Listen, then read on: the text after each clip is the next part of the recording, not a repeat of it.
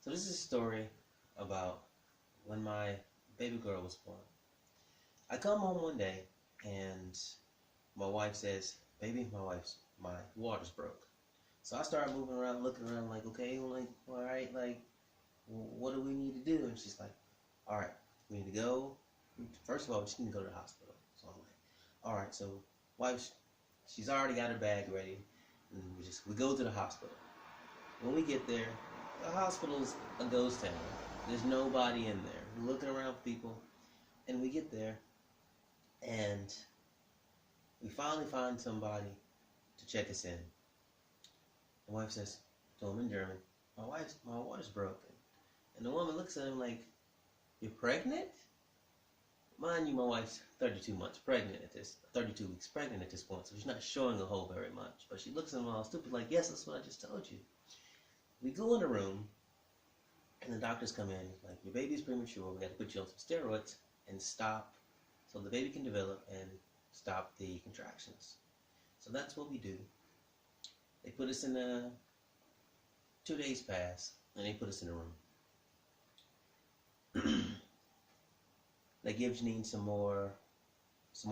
some things to help her contractions come. 1 hour, 2 hours, 3 hours pass by. Nothing really happens. She dilates 2 centimeters. Following day comes, and I walk up to her and I was like, "Janine," I know she wasn't going to like this very much, but I got to go because I got to qualify for this combatives team that we've been training for the last 3 months. She looks at me and it's like, "You gonna leave me?" I'm like, "Yeah, I'll be back in a little bit." She's like, "You're such an irresponsible husband. You don't want to be there for me." I was like, "Baby, you have dilated 2 centimeters in the last 2 days. I'm gonna be gone for a couple of hours. You're gonna be all right."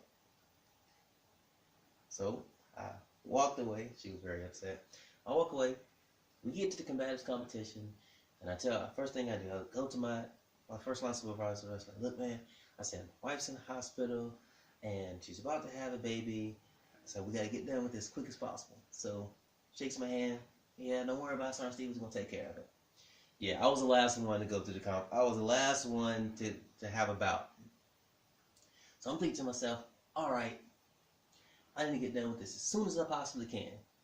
So I square up with the guy. He squares over me. I turn around. I take him down, arm bar.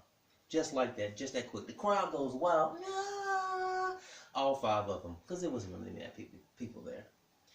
So I get in the car, come back to the hospital. I look for Janine.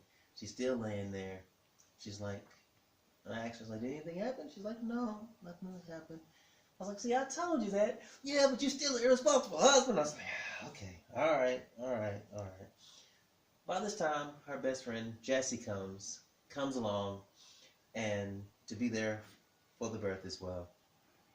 Doctor comes in and says, "Well, there's nothing going on. Maybe you can get up and start walking around." So we get up and start walking around. Like 30 minutes later, I'm thinking to myself, like, "Man, I'm tired of walking. Y'all keep on walking." And it's like, "Yeah, James, you're such an irresponsible husband." It's like, oh my God. Okay, I'll just walk with you guys. So we walk some more. We walk for about an hour. Nothing happens. We go back to the room. So we sit there. Comes back in. Nurse comes back in. Takes a look at Janine, see what's going on. And she's like, "Well," tells him in German, he's like, "Well, having sex helps stimulate baby to come too." My wife looks up at me like this, "Baby?" And I look at her like, "Well, baby, I guess I have to go handle my manly duties." Okay. So we do what adults do. We come back to no avail. Nothing happens. And so my wife, determined as she is, her best friend comes up to her. It's like, "Hey," it's like, "let's go to the Apotheca and see if we can see if they have something for us to help you get those contractions going." So we walk across the street, and they give her some medicine. She says, "Take a tampon, put 2 drops on, and put it inside, and it should help bring the contractions on." So we go back to the hospital, and Janine and her friend go in the bathroom. Next thing I know, I hear, "Woo! The bathroom," and I'm like, I don't know what's going on. And so I come back, in about 5 minutes. And I was like, Janine, what happened? And she was like, yeah, it's like, I took that tampon and I just started putting that stuff on there and I put it up there and it really burned. And I was like, well, didn't they tell you to put 2 drops on there? That's probably why. We go back to the room. A couple hours later, she starts having contractions. They take us to the delivery room and they take Janine and they turn her on all fours. And I'm like, I've never seen this before. They put her on all fours. I said, I've never seen this. But I was like, okay, they know what they're doing. Janine tells me, hey James, I'm having a lot of pain. Can you please go get the nurse? So I was like, knowing me, I was like, I got this. Baby, I've been looking at these YouTube videos and I learned these breathing techniques and let's go through these breathing techniques. Janine looks at me and she said, man, go get that dead-gum nurse. And I'm like, okay, baby, we'll go get the nurse. So I went and got the nurse. Told her the situation. Nurse says, okay, I'll come in a minute. Dr. B. Nurse comes in and Janine's all on fours like this, her back that way. And the nurse looks like me and Jesse and goes like this. So I'm thinking to myself, okay, all right. I'm like, baby, look. I said, I really think you should try these breathing techniques. So just, okay, baby. And she grabs my hand. She starts squeezing it. I'm like, she was breathing real hard. And then, baby, what are you doing? I was like, I'm doing these breathing exercises. That's not how you do it, baby. That's not how you do it. He's like, let my hand go. The nurse comes in and says, baby's coming. The nurse is coming. And I'm going,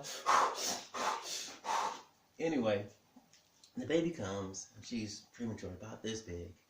I get to cut the umbilical cord. It was a very precious time to me.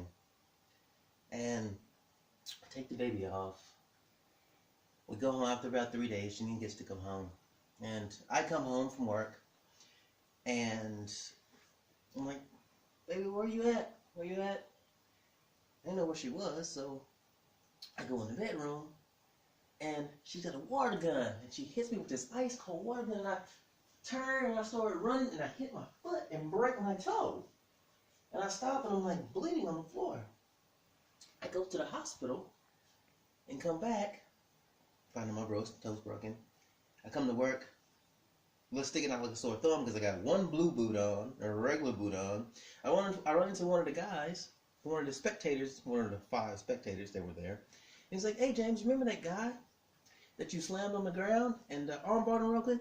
It's like, yeah man, I remember. It's like, yeah man, you destroyed that guy. I was like, it's like, yeah, man, I know. It's like, yeah, you broke his foot, man. And it's like karma catches up with you. He walks away, and I was like, so the moral of the story is, don't teach your wife breathing exercises while she's trying to have a baby, because karma will catch up with you. I'm done.